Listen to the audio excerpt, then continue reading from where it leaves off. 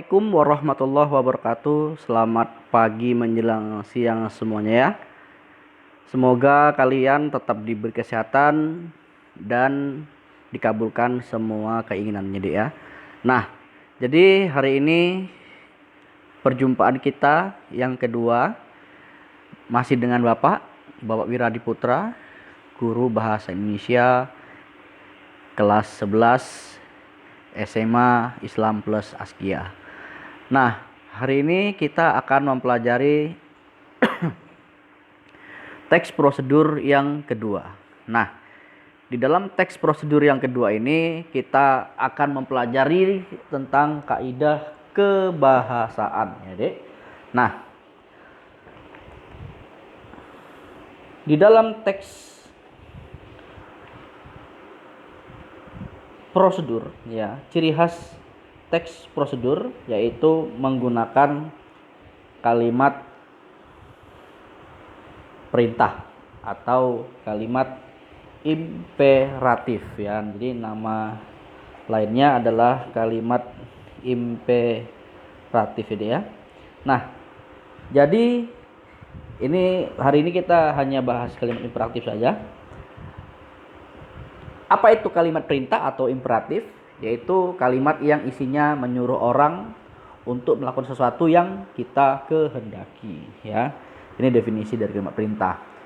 Kalau kita telusuri ke belakang, maka kalimat perintah ini sering sekali kita pelajari. Dari sekolah dasar sudah kita pelajari kalimat perintah ya. Ada kalimat perintah, kalimat tanya, dan kalimat berita ya. Oke. Kemungkinan struktur kalimat perintah.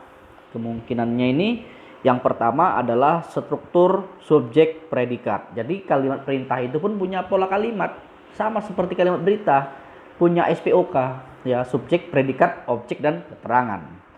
Nah, di sini kita lihat yang pertama struktur kemungkinan ya kalimat perintah. Yang pertama adalah berstruktur subjek predikat. Kita lihat contohnya kalian beristirahatlah ya. Nah, kata kalian itu menduduki posisi subjek, sedangkan kata beristirahat itu berposisi predikat. Nah, jadi kalimat kalian beristirahat ini, kalian beristirahatlah, termasuk kalimat perintah yang berstruktur subjek dan predikat. Selanjutnya, struktur yang kedua adalah berstruktur predikat subjek ya, inversi. Nah, contohnya adalah kirimkanlah surat itu ya. Kirimkanlah surat itu. Apa polanya? Kirimkanlah adalah predikat, surat itu adalah subjek. Nah, itu dia ya. Jadi kalimat ini berpola inversi ya. Apa itu inversi? Pola kalimatnya terbalik. Subjeknya di belakang predikat. Kemudian yang ketiga adalah struktur keterangan modal dan subjek predikat ya. Nah, modal ini adalah kata perintah ini ya. Sudihlah ya. Kata sudihlah inilah termasuk dia keterangan modal. Kalian adalah subjek, membantunya adalah predikat ya. Nah, jadi ini berstruktur keterangan modal, subjek dan predikat ya. Berarti sebelum ada subjek ada kata lain ya, yaitu kata modal ya. Oke. Yang keempat yaitu struktur predikat objek. Nah, di sini hilang dia yang namanya subjeknya ya. Nah, buanglah sampah itu. Buanglah adalah predikat, sementara sampah itu adalah objek ya. Ini pola keempat, struktur predikat objek. Yang kelima yaitu struktur hanya predikat. Contohnya singgahlah ya. Ini adalah predikat ya. Oke. Yang keenam adalah struktur oleh tambah kamu. Contohnya bacalah oleh kamu buku itu. Ya, itu yang keenam. Yang ketujuh adalah struktur jangan dan tidak. Contohnya jangan kamu berbuat buruk ya. Hendaknya Bapak tidak makan ikan asin itu. Nah, ini hanya menambahkan kata-kata jangan dan kata tidak pada kalimatnya. Maka jadilah dia kalimat perintah. Yang kedelapan adalah struktur biar ya. Nah, contohnya kata biarlah orang itu menanggung risikonya, ya. Nah, itu struktur yang terakhir. Kemudian kemungkinan arti kalimat perintah. Jadi kalimat perintah itu memiliki beberapa makna. Yang pertama adalah makna komando, ya, atau makna aba-aba, ya. Apa maksud makna komando ini? Ya. Apa bedanya dengan makna-makna yang lain nanti? Baik. Nah, makna komando atau aba-aba, arti yang dikandung dalam komando atau aba-aba adalah tidak ada pilihan lain bagi yang diperintah kecuali harus mengerjakan isi perintah tersebut. Yang diberi perintah tidak mempunyai kesempatan untuk mempertimbangkan lagi isi perintah. Nah, itu adalah komando, ya. Jadi spontan sifatnya dan harus dikerjakan. Contohnya apa? Maju, mundur, tembak, tiarap. Ini adalah perintah yang sifatnya sangat cepat dan harus dikerjakan. Yang kedua yaitu suruhan. Apa ini suruhan? Ya, suruhan adalah perintah yang dikandung dalam, ya, perintah atau suruhan atau perintah yang harus dikerjakan, tapi tidak secepat dan setegas aba-aba. Jadi lebih lembut sedikit dari aba-aba, ya. Contohnya kita buat di sini, periksalah hasil kerjamu. Nah, ini perintah yang lebih lembut dari aba-aba. Cucikanlah bajuku.